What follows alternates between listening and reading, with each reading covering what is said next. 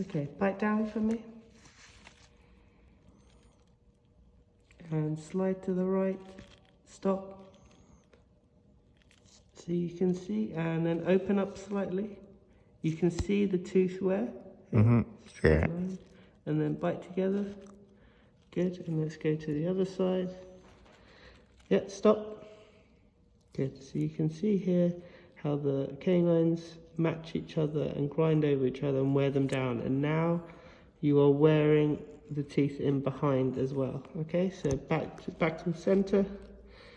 Slide to the right. Good, stop. And you can see almost how we have the one premolars now are wearing down as well as the laterals. Tips added in, and then grind to the left. Stop. Good, and you can see how now the canines and the other teeth are touching. And they're invisible.